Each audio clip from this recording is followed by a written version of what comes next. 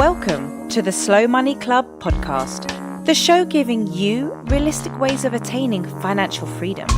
We share get-rich-slow strategies to help you go from employee to entrepreneur and turn your dreams into income streams. Now here's your host, Kwesi. Hello, and thank you again for joining me on the Slow Money podcast. Now today, I am very delighted to be joined by Tina Walsh. Tina makes a good segue from our previous podcast where we talked a bit about the financing side of property. Because people always say to me that the two main things that they struggle with in property are finding property and funding property. So we talked a bit about the funding, but now we're going to talk about the finding and the sourcing side of it. But also, more importantly, Tina's had a varied and vast career across the public sector, the private sector, and became an entrepreneur effectively. And I think that's, the quintessential slow money journey. So Tina, thank you very much for joining me today. You're very welcome, and thank you for the invitation. It's great to be here with you. Oh, my pleasure, my pleasure. So I want to start at the beginning, really. I want to start, with Tina Walsh way back when. So tell us, how did your career really begin in your journey through to entrepreneurship? The journey started when I left school that I wanted to be a policewoman.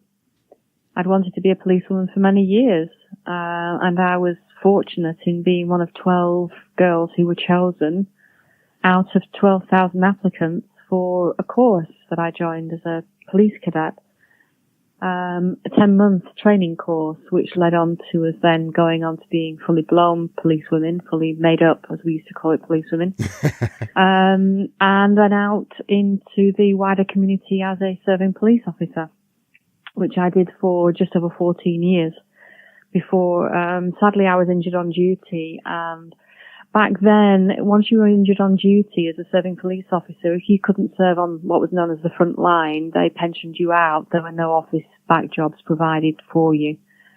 So sadly, because of my injury, I was pensioned out of the police force 24 years ago or so.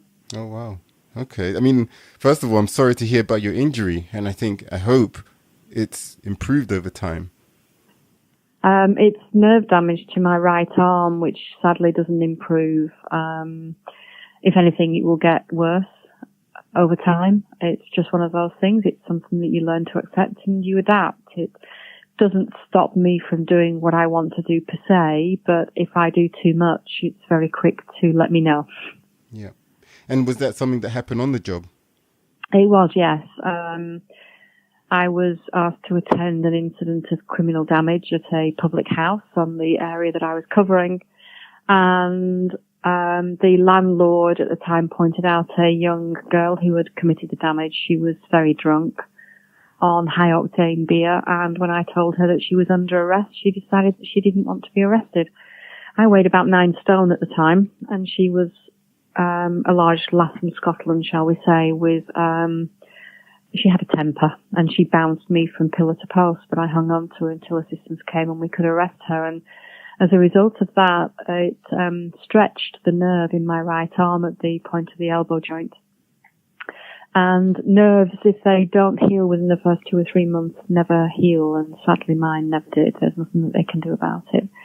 And so it means that for want of a better description, I describe it as toothache in my arm most of the time. It varies dependent on the level of pressure that I put my arm under.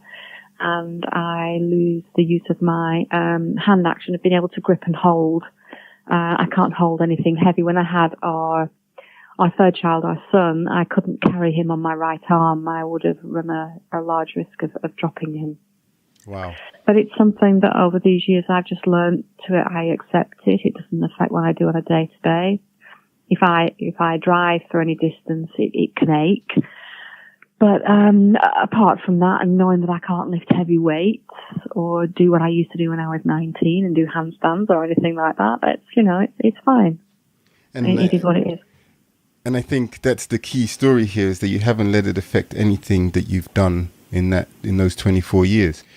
And so you described it, and going back then, you were probably one of the few females in the force, I will assume, able to actually be on the beat and attend those type of incidents. So what was it like, actually, not just with the injury, but being going back to that time and being a female police officer? It was a wonderful time. It was what I'd wanted to do for most of my teenage years, really. Being able to achieve that and walk around in the uniform and being proud of walking around the uniform was for me a wonderful thing. It was about, helping and supporting people at a time of huge need in the main. And I absolutely loved it. I loved the camaraderie.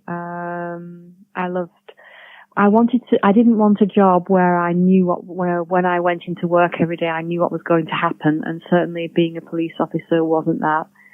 And so when you went into work every day, you didn't know what was going to happen. When you went out on foot patrol or in a car, you didn't know where you were going to be sent. You didn't know what was going to happen. You dealt with everything from really happy events to incredibly sad events where people lost their lives. You would have to go and tell relatives that a close relative had died.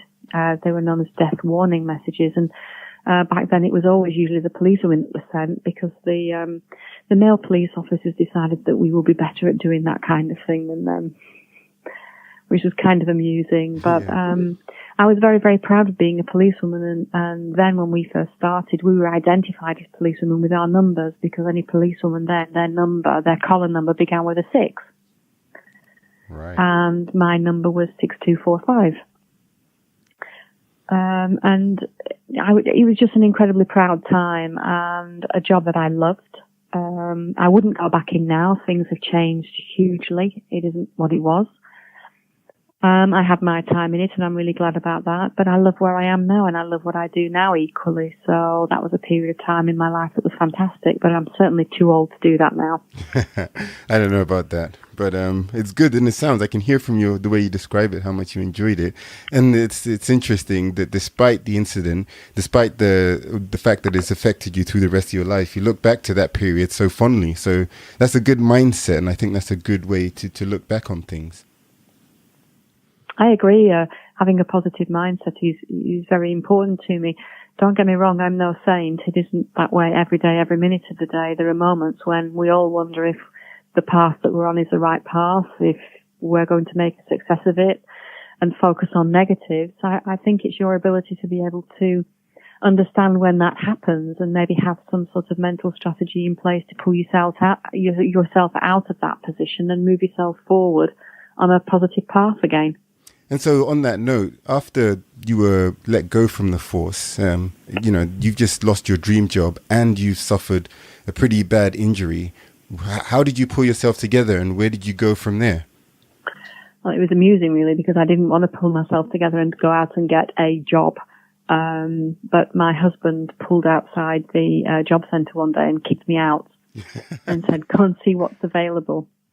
Our third child, our son.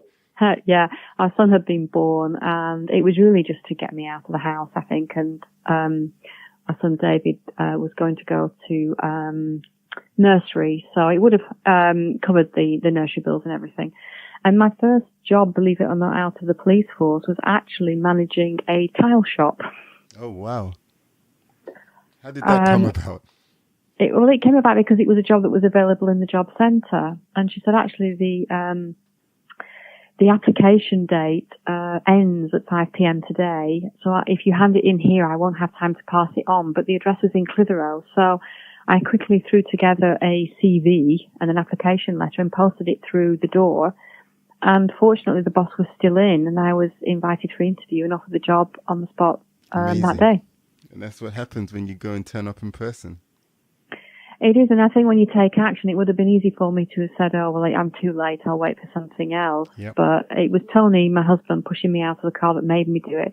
And actually, as a job, it sounds boring in comparison to being a police officer, but I got very into how tiles were manufactured, and my boss at the time, Alan, renovated period tiles. So he taught me all about the period tiles and how they were made, and I actually went to see how the tiles were made. So that was my first job, if you like, from leaving the police force. And it's interesting as well, you described that it might not have been your dream job, but you were able to find enjoyment in what you were doing. And I think, again, that's actually quite a good trait, that sometimes people don't necessarily display. Just because you're doing something and it's not necessarily what you wanted to do doesn't mean that you can't find something in it to enjoy doing. I said it's just finding a point of interest that you can focus on. I love history and old historic buildings. I guess that helps, and we have quite a few around us. And because my boss was experienced and on a particular board for that sector, we got jobs to go up to Stonyhurst, which is a very old college up by us, and restore some of the old flooring, which has been down since, I don't know, the 1700s or something. And I would get to go up and assess a site with him and see all of the old tiles and everything. I just like that kind of thing, the old buildings and the history and who may have walked on them and all of that kind of thing. Yeah, sounds good. So then where did you go next? How long were you working in that shop? I assume that was just kind of like a transition period. I worked there for about 18 months to 2 years. And then my boss decided to close down the shop and just go on what was known as tools, so just literally just going and doing the repair work to the tiles and everything, and the shop was sold, and I wasn't kept on. But one of the ladies who had come into the shop to buy some tiles lived locally and was a children's speech and language therapist. And when I rang her to tell her that the tiles were in the shop to collect, and she said, "Oh, I'll see you and come and collect them." And I said, "Well, I won't be here. I'm leaving." And she said, "Oh, have you got another job?" And I said, "No." She said, my PA has just had to resign because she's pregnant. Would you like to work for me? How great. So I said, "Well, I've never been a PA before. I don't know what's involved in it, but yes, we can come up and have a chat." So I ended up doing that for about 3.5 years with a lovely lady called Nicola who lives local to me. And on top of that, I applied for a position I'd been into college as well doing IT, computer qualifications in database design and development and that kind of thing at night school. I was interested in systems and computers. And I was accepted for a position at one of our local schools to manage their appeal for funding for the build of a new school, which I ran for 6 years. Wow. Okay. So, I mean, again, that's just very diverse and such a, great range of different things that you've done. What were you learning, or what did you think you learned from that job in the school? The job in the school was great for me because it was working as part of a team again, which I hadn't done since being in the police. Although I was self-employed, I would go in and work as part of a team. But it was using systems to pull everything together rather than being a police officer and standing on your feet and thinking on your feet in person.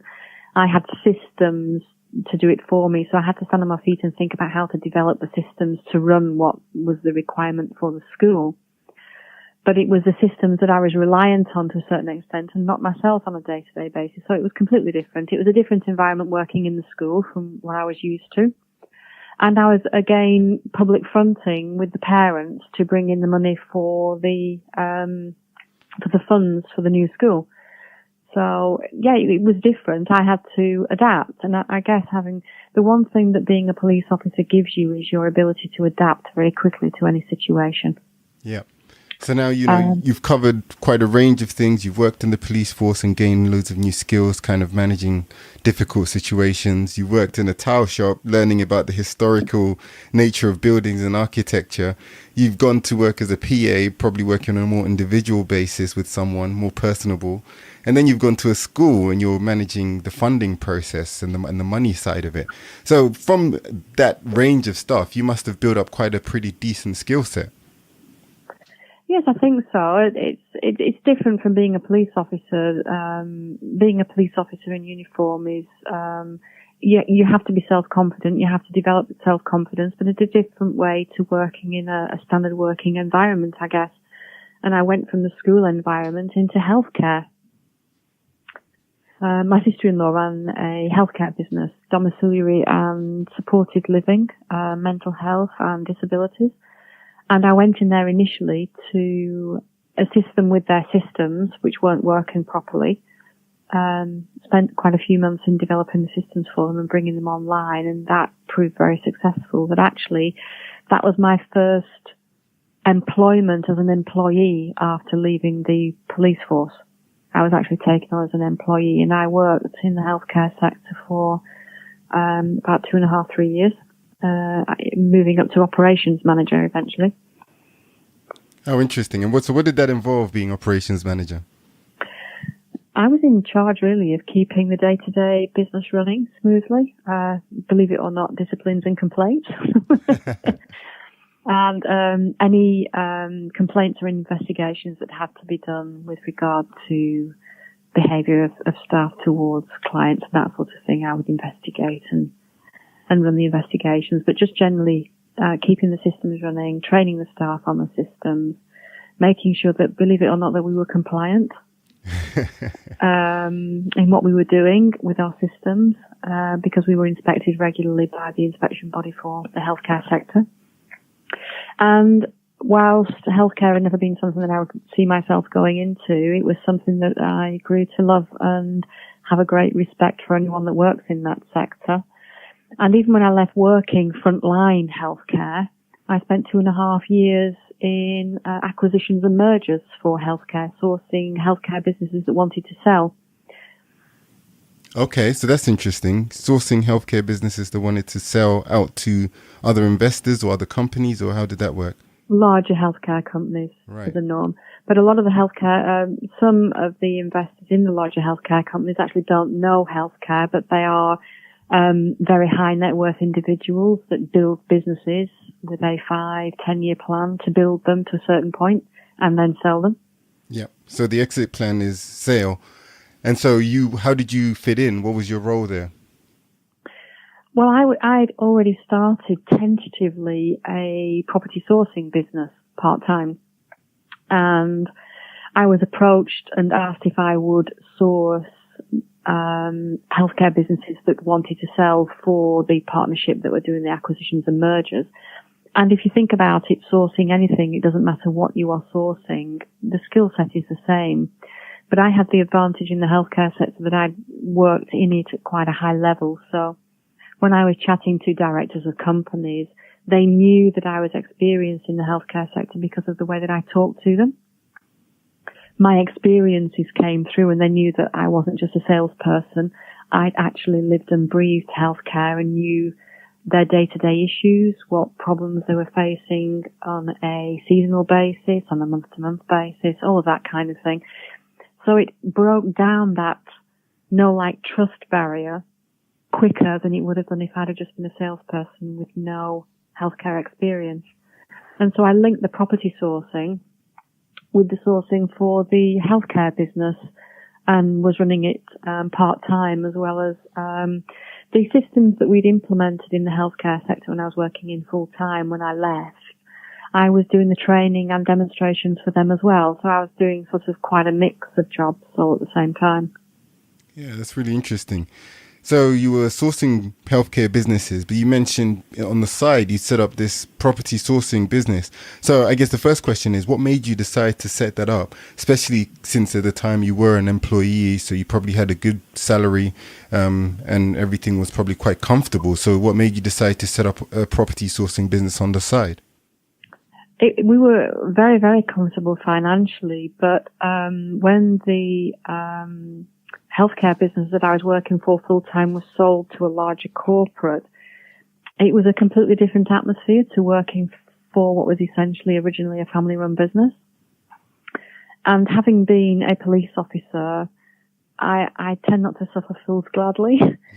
And if I'm treated in a particular way and someone tries to push me into seeing things their way, I don't like being backed in a corner, so I tend to come out fighting. Yep. And I decided at that time that I was at an age where technically I didn't need to work full time if I didn't want to. I was incredibly lucky at that. Did I really want to do this for the rest of my life? No. I got into it helping out a friend. But that friend had then gone because the business had been sold. So I handed in my resignation. I had to give 6 months because I was senior management. And when I told the IT guys that ran the systems, they immediately offered me a job on the spot and said, come and work with us. You know IT and how to build a database, but you know healthcare. So do our demonstrations for us, but also come and join our training team because you've trained your own staff to do it. You're very good. So come on board and work with us until you can find something else. I said, great, because it was interim income after I'd handed in my notice with nothing to go to. So you were dropping from a 30+ thousand pounds per year salary down to nothing technically. So, it would have given me, well, it did give me, a reasonable income over a short period of time. But one of the reasons that I left was that I'd always wanted to run my own business. I wanted to go back to working for myself again. And my husband, Tony, was a serving police officer. And we'd always wanted, when he retired, to have a business that we could run together. We've always loved property and risen up the property ladder through property. But in 2005, we invested personally in property. We weren't aware of any training courses then, and we got it all completely wrong. We bought off plan from a local builder. We thought we were getting a slight discount. Actually, we probably paid way over market value. And then, of course, there was the crash in 2007, 2008. So we got hurt seriously financially at that point in time, which kind of put us off investing in property going forward. So we loved property and we wanted a business, but we weren't sure what that business would be. But I knew when I left healthcare that it was an opportunity for me to actually start thinking and doing something, which is why I took up the part-time role with the training company to allow me to have that time to sit down and think about what business I was going to set up and what it was going to be in. Sounds good that you've actually sat down and strategized on the business you want to do in property. I mean, it's not what I often hear. Often people go and buy a property because they think it's a good pension and then think that that investment is going to work as a business. Whereas you sat down and came up with a business strategy and then tried to execute it. Yeah, I was dragged kicking and screaming to an entrepreneur event down in London by a friend and neighbour whose husband wouldn't go with her. And at that event, I saw a guy called Kevin Green speaking, who had started out as being a farmer, was mentored by Sir Richard Branson. And he came across really well, and he was talking about property, which was unusual. A lot of the guys that were doing the entrepreneur circuit, as I call it at that time, were online marketing, the 100 index, all of that kind of thing, which wasn't really my thing at the time. He came across really well, and I convinced my husband to go and listen to him, and we did in Manchester in December 2011. And Tony was so convinced by it that we actually signed up to his mentorship and started in January 2012. And what was that like, the mentorship program? It was fantastic, because if I hadn't have done it, I wouldn't be where I am today. It was sitting down with Kevin and we just had a chat, just as you and I are having just a general chat about things now. And out of the chatting with Tony and I, he gleaned that we loved property. And although he understood that we didn't want to invest in property, and at that time we'd lost that much money on the investments in 2005 across 2008 that we didn't have any capital to invest. And he said, well, have you thought about property sourcing? And I said, what's that? And he said, go off and research it. And that was basically where it all started in January 2012. And so it was through his mentorship that led you to start your property business. I mean, a lot of people look at the whole mentorship thing and the training course thing, and they look at it negatively. Might not think it's worth paying someone to be your mentor, etc.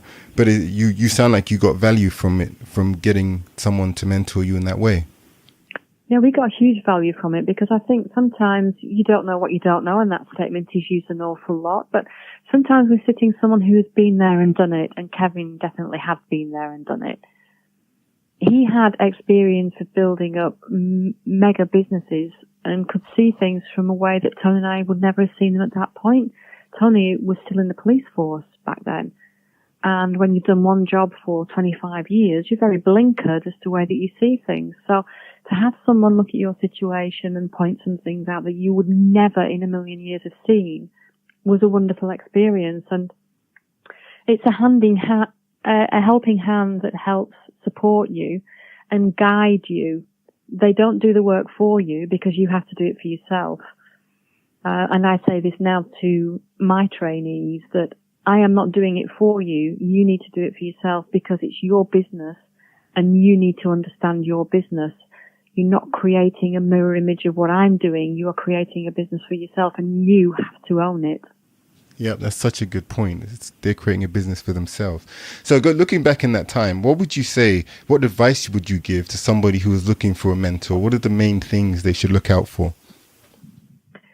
I think essentially, whatever sector it is that you want to look at starting a business, it doesn't matter whether it's the property sector or whether it's IT online or whatever it is. Look for someone who has built a successful business and or sold it, built multiple businesses. They've been there and got the t-shirt, because it isn't just about the successes. Even when you see someone who is successful, they have bad days. They have problems. It might not be the problem that you have, that you're wondering where the money's going to come from to pay the gas bill. It could be a problem for them that one of their systems crashed and it's down for 2 weeks, and the customers are getting frustrated. But they still have their problems, but they see them and deal with them in a completely different way than the way the average person does out in the street. And it's that mindset change and that way that you perceive things and you deal with things that I think is key, and it costs money. I know that a lot of people think that you shouldn't have to pay thousands of pounds for mentorship, but the most valuable thing that any of us have got is our time. And it takes time to become an expert in any subject. It takes a lot of time and a lot of effort to learn it. And if you want to take someone else's time up for them to teach you what they know, then you have to expect to pay for that privilege. And I don't have a problem with doing that. In fact, over the years, we've had other mentors as well in specific areas that we wanted to learn about. I don't have a problem in paying for mentorship as long as you do your due diligence and that person has the skill set and the knowledge whereby they can give you value for money for whatever it is the fee is that you've paid. Yep, well put. So that brings us to the point you guys have set up your property sourcing business based on the advice you received from your mentor. And what was that process like, I guess, setting up the the sourcing business side of it?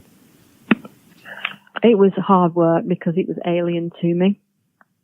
But the first thing I did with my police background was research the legalities of doing it and what regulations we would be governed by. So the first 10 to 12 months from that January in 2012 were a combination of Tony and I crewing for Kevin at his events because we knew that a lot of people that attended those events were investors, high net worth, who were interested possibly in investing in property and possibly in the north where we were. And the fact that we were working with Kevin and seemed to stand alongside him would, to a certain extent, overcome again the know, like, trust a lot faster than it would have been if we'd have called them. Yeah, cold calling. And on the back of that, researching the legislation, the regulation, the legalities, and ensuring that what we put into place, all of our documentation and everything was compliant at that point in time. And we were lucky in so much as we found an investor who wanted to build up a portfolio of 8 properties in the north and agreed to work with us. Oh, that's interesting. And that was where it started. And so how did you meet this investor? He was at one of Kevin's events. Okay. And so, I mean, that's a good story. So from kind of crewing and volunteering at an event, you end up meeting an investor who is looking for a long-term partner to source properties for them. And you just happen to be starting a property sourcing business. Exactly, yeah. We were in the right place at the right time. But having said that, we had to be there. We had to give up our time. And these were 2-day weekends. And they started at 8 o'clock in the morning. So you to be down on the Friday, you were there all day Saturday and Sunday, and then driving back home late Sunday. So you were giving up a long weekend of your time. But having said that, the people that we were networking with were at a much higher level than us. So we were learning all of the time. We got to listen to Kevin for weekends on end rather than just paying and seeing him once. We developed a friendship with Kevin, which is great and is still ongoing now. And we also got to network with high net worth investors, which was great for linking in with what we were planning on doing in the north. Yep, that sounds very good. And I just want to go back very quickly. You mentioned in brief passing that you had a property investment that went bad. Can you tell us a little bit more about that? Yes, in 2005, we decided that we had a pot of cash. We wondered what to do with it. We thought it might be a great idea to buy an extra property and rent out. We'd always liked period properties, but where we live, they're quite expensive. There was a new housing estate being built, and we discovered that we could buy a 3-bedroomed flat for cash and then use the money that was left to purchase a 4-bedroom townhouse with a personal mortgage on for us to live in. And the idea was for us to live in the townhouse whilst the children grew up, rent out the flat, wait for them both to gain in value when the children are grown up and left home, and then sell both and buy our dream home. That was the plan. But as everyone knows, probably that's listening into this, in 2007, the housing market had different ideas. And the housing market crashed, and the properties were no longer worth what we paid for them. And although we bought the flat cash, so there wasn't a mortgage on it or anything that was putting us under pressure, we were being landlords, renting it out for, we paid 135,000 for it. We spent about an extra 5,000 or 6,000 on making it, beautiful, for want of a better description. But we were only renting it out for about £550 per month. So, I know that everyone that invests who will be listening to this will be chuckling in the background, because that is nowhere near a great return on your investment. But we didn't know these terms at the time. We thought it was just a good idea. The property market crash, I guess we sort of panicked a little bit, not knowing what we were doing. We eventually sold the flat. With all the fees and everything, I think we would have been lucky to have broken even on it, really, to be quite honest, although I didn't keep the figures as well as I should have done back then. And we ended up having to live in the townhouse for 11 years because it just didn't increase in value. In fact, even when we sold it 11 years after purchasing it, I think net we made about 80,000 profit in 11 years. That was all. Oh, wow. And property's supposed to double every 10 years? Well, ours didn't.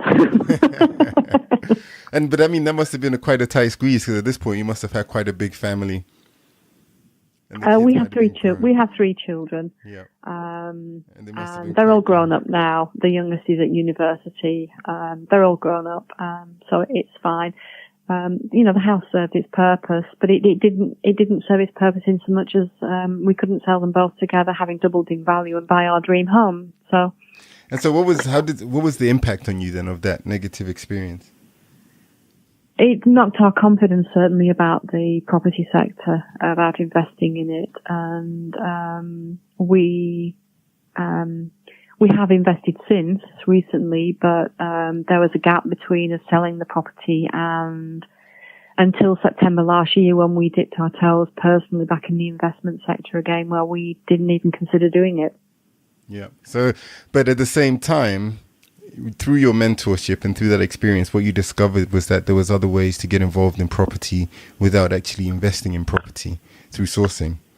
Yeah, I think that was the interesting thing, that whether you have the cash to invest or whether you're wary of investing, there are other strategies that you can use which you don't have to implement that much cash to be able to start off in the property sector.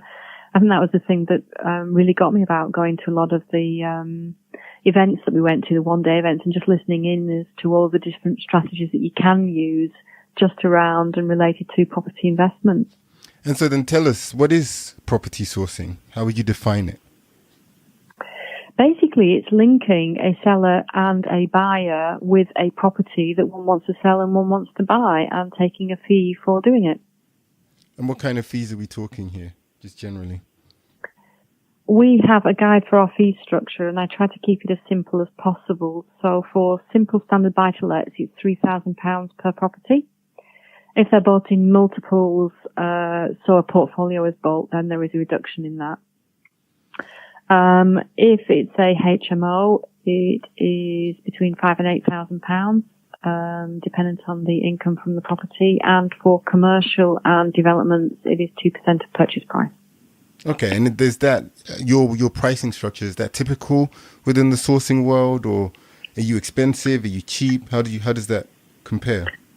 I think we sort of sit in the middle. There are some that sort of deal package rather than property source, who might charge £1,500 for the privilege. There are others that charge an awful lot more money. Yeah. We're happy with the fee structure that we have, and I try to keep it as simple as possible, so that it's easy for an investor to understand exactly what they will be charged for any particular deal that we happen to find. And I think to your point, there are definitely people that charge a lot more, and there are people that charge a lot less. But the question is always about the quality of the output and the quality of the deals that they provide. So on that, what kind of things should an investor look for in a deal that's been sourced for them, or that's been marketed to them by a sourcer? I think if you're an investor and you want to invest in something, you need to have had separate advice as to what strategy you're going to invest in for yourself based on what outcomes you're looking for. Whenever we have investors that come and say that they want to work with us, before we even sit down and think about working with them, we always say, have you taken independent financial advice as to why you're doing this? What capital you're using? And is this the best way for you to invest that money? And we always suggest that they go off and do that before they work with us, because at the end of the day, we can't give them investment advice. We are not FCA regulated, and to give us investment advice, you must be FCA regulated. So the only thing that we can do is ask them what their investment criteria is, and then send them a deal that we believe fulfills that criteria. It's up to the individual investor to decide for themselves as to whether that works for them or not. But we always want to, we're not there to take money off them just for the sake of it because they want to buy a property. We always say to them, go and take professional advice. And we work with independent financial advisors that we can put them in touch with, and they can decide who they want to work with, if any. Where they've said, where they've got the money from, why they're wanting to invest it, what their long-term plans are, and the best way of structuring it for them, for tax efficiency, as well as looking forward to future for possible mitigating inheritance tax and all of that kind of thing, which a lot of investors don't think about initially, but it's easier to start it and build it correctly from the start than it is if you already have a portfolio to try and change how it's structured. That's I wasn't expecting that response, I'll be honest with you. And it's music to my ears because given my background, it rings very true. But what's really interesting to me is that we're talking about sourcing, and you're talking about receiving independent financial advice even before you approach a sourcer. I speak with many people, and in property, as you know, a lot of people do JVs, which is on a different spectrum to sourcing, yet still don't receive the financial advice. So it's really interesting to me that even from a sourcing perspective, you're pushing your customers and your clients towards independent advice even before you start talking to them about the deals. That seems to me like a very good best practice that I've never come across. I consider it to be best practice from their perspective, but also from ours as sources. I speak to an awful lot of sources, and one of the questions that I get asked is, Tina, how do you get rid of the tire kickers? Now, to me, a tire kicker is an investor who says they're really interested in working with you and buying a property, and then they mess you about. To actually get them to go through the process that we get them to go through, we eliminate tire kickers completely. Yeah, that's a very good way to look at it as well, is that it's actually kind of part of your screening. That you only want to deal with people who have shown the initiative to go through that first stage. Exactly. So it benefits them. We're professional enough to stand up and say, we don't want to work with you and just sell you something that isn't going to do what you want it to do, but we aren't qualified to give you that advice. Here are people who are. Go and talk to them first. I will get in touch with you in a couple of weeks and see how you're doing, and if you're still interested in using our services.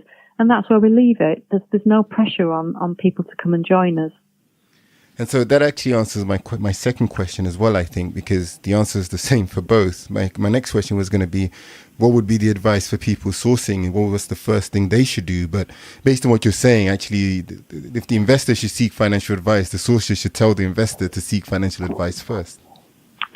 I wish I could say that happened a lot, but I doubt that very much. I think, sadly, a lot of sources are sold a dream that you can have thousands of pounds in the bank within a couple of months of starting, and their priority, because of the financial position maybe that some of them are in, and I understand that, is to get some money in the bank. And what I try to say to them is, if you treat something that you're doing as a hobby, it will cost you as a hobby. If you treat whatever it is that you're doing as a professional business, it will pay you as such. But that takes time. It isn't an overnight success by any stretch of the imagination. And part of why I'm sort of doing these interviews as with you, which I'm really happy to do, is to spread the word out there to investors that working with property sources, choose somebody who is professional, choose somebody who is fully compliant. And sadly, there are a lot of people out there that aren't. And I hear sad stories all the time. it gets me down a little bit, but it also gives me the incentive that I need to actually go out there and go forward and change that. Yeah. And I think from your book that you've written, which we'll link to in our show notes, and from everything that your output publicly, that shows. But I want to just touch on something. I was going to touch on this later, but you brought it up. So a lot of people have the perception that the people doing sourcing are just broke. I don't know. Can't afford to get into property investing. That's why they're using ancillary activities like sourcing and quick win to try and flog as many deals as possible. A lot of the people who approach me with deals are often young, new to the industry, have never bought a property or invested in property yet. Are trying to tell me what the return on investment is, what the net profit is, etc., when they probably don't even know how to do those calculations. But there's a perception there that a lot of the people doing sourcing are of that kind of bracket. Is that the case? Is that, from your experience looking at sourcing, is that the case, or is that just kind of the caricature? I think it's sad to say, but often when I'm doing presentations, I refer to the fact that the sourcing sector has a reputation similar, if not worse, to second-hand car salesmen in some quarters. Yeah, that's true. It's very sad, and it will take time to turn around, but it will turn around. And I think, as you say, it's down to the fact that people go into sourcing because they don't have the cash to invest. But it doesn't mean, from an investor perspective, that because they're young and they've never invested in property before, that they can't source and do it professionally for you. They just have to understand the process and have the professional systems, documents, and mindset in place to be able to fulfill that. And what you were saying about return on investment and yield and everything always makes me chuckle whenever I get people coming through to me and saying this property has this, it's a great investment opportunity, blah blah. And my comment is, it's only great if the person that you're going to sell it to agrees with you. Yeah, exactly. And part of the process that we take our investors through is that not just asking them what strategy they want to invest in, but asking them a key question. And that is, if I send you a deal, how do you assess that deal to work out if it's right for you? That's a great question. And in that way, I get them to talk me through how they will assess that deal. And if they say, I require X amount of cash flow from a buy-to-let property, for instance, I say, how do you calculate that? If you have a spreadsheet, would you share it with me? Because I learned a long time ago that everyone's £200 per month cash flow varies depending on how they allocate expenditure and what they include. Yeah. And that affects yield, it affects ROI, it affects everything. And so you have to know exactly how each individual investor assesses a deal and how they calculate whether it works for them or not. As soon as you have the exact calculation that they use, that is when you know that if you get a deal that fulfills that criteria, they will buy. Yeah, and you're cutting down all of your wasted time. I always say there are two ways to source. One is where you go out and find something that's BMV on Rightmove and punt it out into all the Facebook groups or to your email list. Or you do as we do and you source to order. Now, I didn't actively, when I started, think I'm going to source to order because I didn't know. But we found the investors first because to me it was logical to find somebody who, one, had the money and two, knew what they wanted before you went out and found a deal. Otherwise, you've got no one to buy it. I mean, there's a lot of great nuggets there, but I like what you just said there, find the investor first. I think I might even call this podcast episode that, but yeah, but that's so true. And I think there's a difference between, I like what you described, because there's a difference between finding to order and where someone, what we call, in project management, we call that the acceptance criteria. You basically ask the customer what's their acceptance criteria before you deliver a product. And so you know that when you deliver the product, it ticks the boxes that they've given you up front as what they need in order to be able to accept that product. But yeah, I haven't come across that many sources take that approach, but it seems a lot more efficient and a lot better use of time. It is going forward. I think the reason that a lot of them don't do it is because it's the same old adage that we chatted about a little earlier, is that they want the money in the bank quickly. And to go to the effort of knowing your investor, knowing exactly what they want, building up that relationship takes time. Yeah, I mean, I think the moral of this story should definitely be that sourcing isn't a quick hit or a quick win. It takes time. And on that, so looking at it and trying to offer some advice to any young people out there, or any older people, anybody in fact, who wants to actually get into sourcing, what are the key things or the key steps that they need to go through in order to establish their sourcing business? I think if you don't have a lot of money, and an awful lot of people don't, find some resources online that are free, join some Facebook groups, ask questions. Don't just learn about how to source, but learn about how to source compliantly, and not many people talk about that. There isn't an awful lot of inclusion of compliance on most sourcing courses that I'm aware of. Don't expect there to be money in the bank account within the first 3 months if you want to do it professionally and build a sustainable business. It's not going to happen realistically. It does take time to build up your reputation, and if your heart isn't in it, if you're just doing it for the cash, then maybe you need to think about finding something else that your heart is in, because you will never make a success of anything that you don't love doing what you're doing. You will never provide a really good professional level of service if you don't love what you're doing. Yeah, that's such good advice. And so on that point, in terms of the regulations, the legislation, and the various directives, for sourcing particularly, what are the key ones, either from an AML perspective, anti-money laundering perspective, know your customer, data protection, like GDPR? What are the key factors that people should be aware of? There are about 15 pieces of legislation and regulation that actually sort of govern us. And if you Google estate agency regulations, it brings up a whole ream of lists. As you mentioned a couple there, data protection, money laundering are key ones.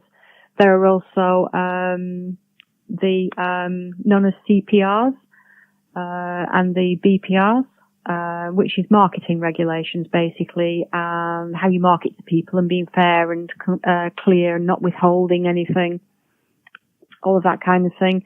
The key ones for us are the Estate Agents Act 1979, specifically Section 1, which gives you the definition of what an estate agency type business is. And I have this, shall we say, engagement quite often with people who are trying to get around having to be compliant and saying that they're not operating as an estate agent. Well, don't quote me on this, but Section 1 states that the definition is in the region of operating through a business representing a client, you introduce or negotiate the sale or purchase of a property or piece of land in the UK. Yeah. And basically that's what the definition is. And I think I've had this conversation so many times, but for the avoidance of doubt, sourcing is a state agency. It is classed as an estate agency type business and is governed by everything that governs estate agents. We operate slightly differently than an estate agent would do, in so much as a norm, our fees come from the buyer. Estate agents' fees come from the seller.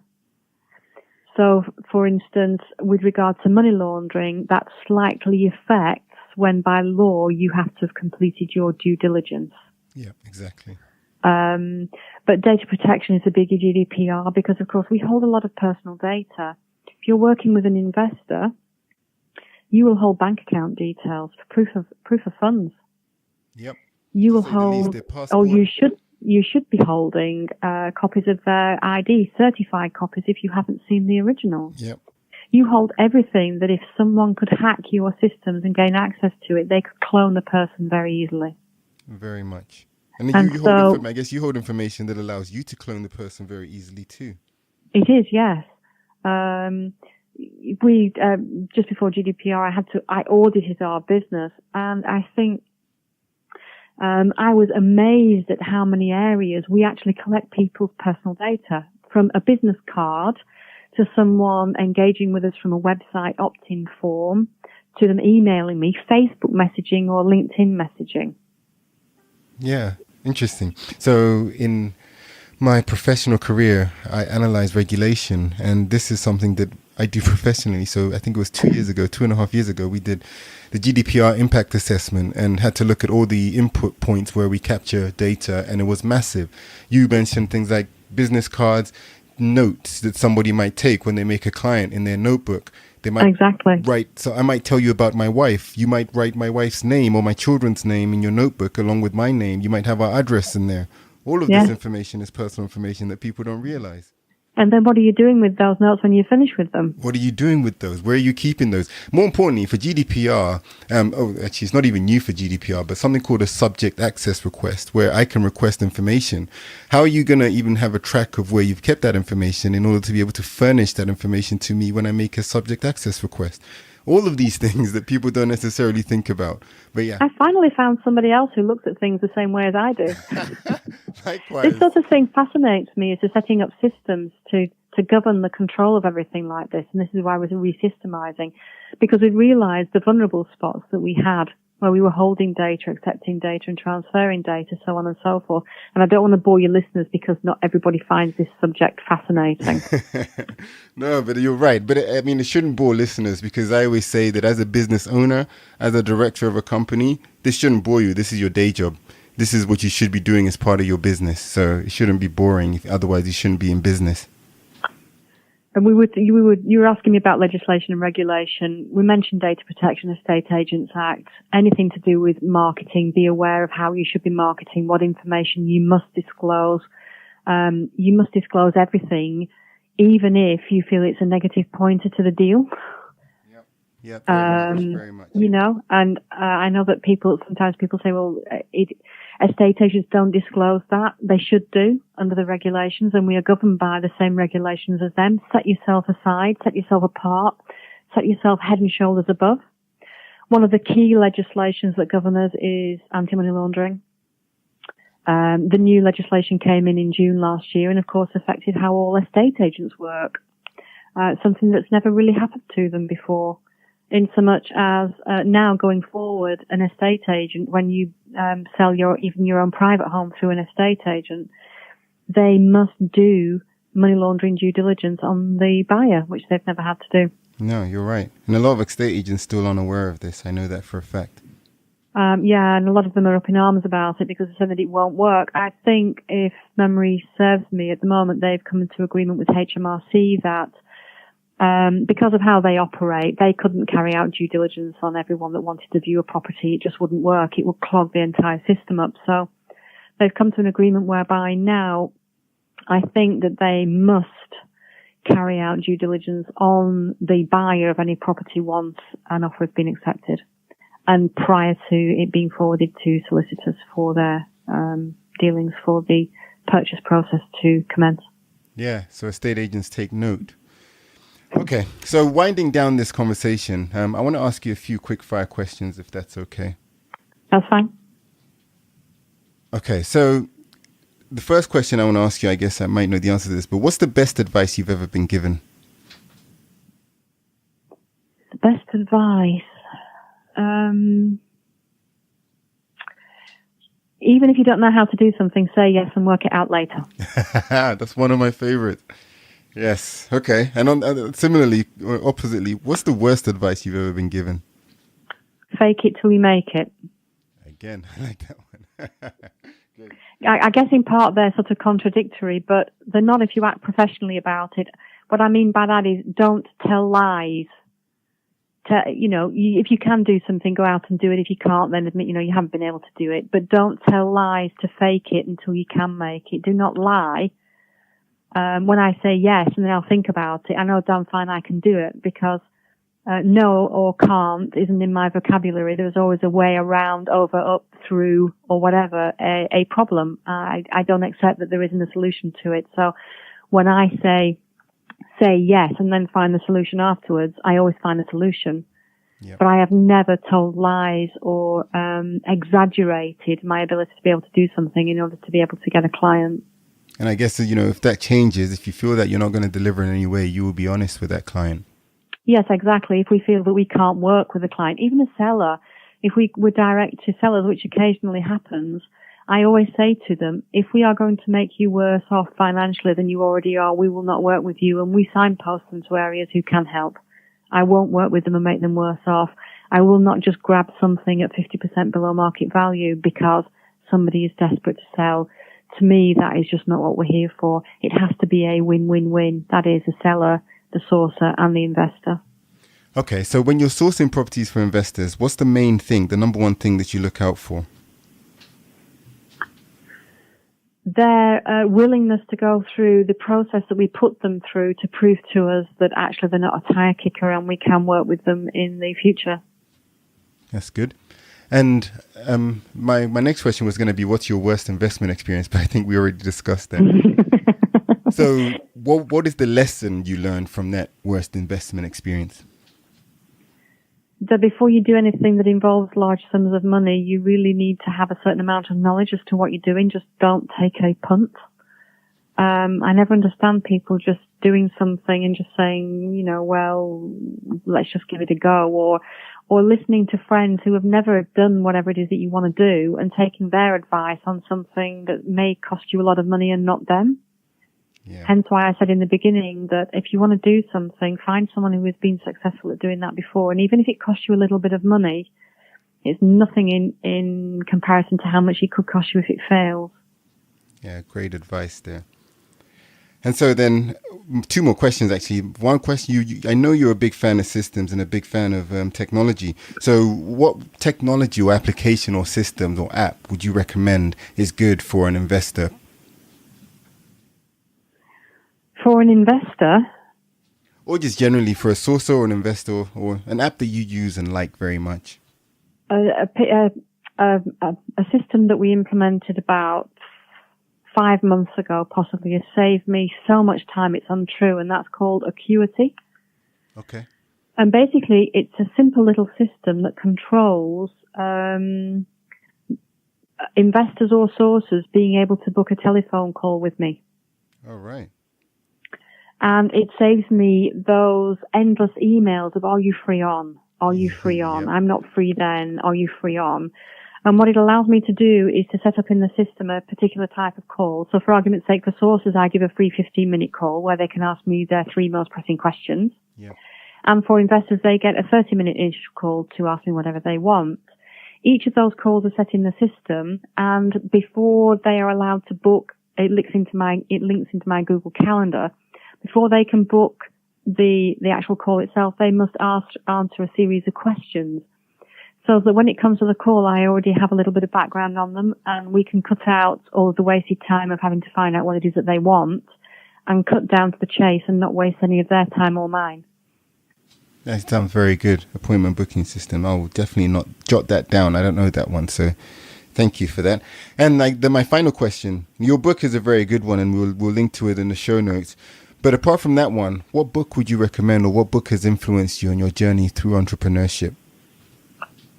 There have been so many, but I guess the one that sort of started me out on everything, which I read first, was Rich Dad, Poor Dad, and I guess everyone says that. But for me, it made me sit down and look at things in a different way, and it opened my eyes, if you like, to the poor mindset I had been living with for so many years. And I think going forward, I think an awful lot of entrepreneurs say this, that it isn't just the work that you do on the business, but your mindset and how you see, perceive, and therefore deal with things has a huge impact on how successful or not you will be. Yeah, I totally agree.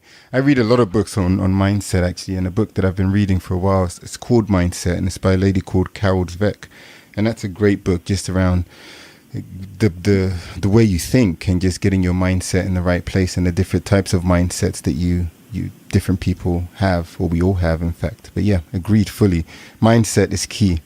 But I also think a lot of people read Rich Dad, Poor Dad, and it changes them, might change their view of things, but they don't necessarily give the same reason, or the book doesn't have the same impact on everyone. So even though a lot of people might say that book, they all give different reasons. So it's always a good thing. And on that note, thank you very much, Tina, for your time today. It's been amazing speaking with you. It's been fabulous, and thank you very much. I've really enjoyed it. Good. And so if our listeners want to reach out to you, find out more information, more content that you put, what's the best way for them to find that? Our main compliance site is www.getpropertycompliant.co.uk.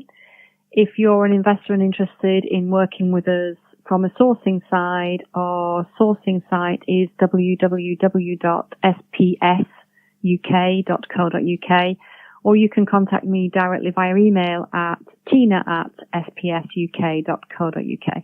Fantastic. And I will link to that, so anybody who wants to contact you can do that. Thank you very much. And I'm sure that we'll be speaking again soon on the show, I'm sure. But good luck, and we'll speak to you very soon, Tina. Thank you very much. Thank you. We hope you enjoyed this episode. If you'd like more information on what you just heard, go to slowmoneyclub.com and join the club. Don't forget to subscribe on Apple Podcasts, Spotify, or whichever app you use. And please also give us a 5-star review.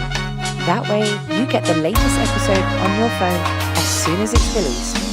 You also help other people discover this podcast too. Thanks for listening, and see you next time on the Slow Money Club.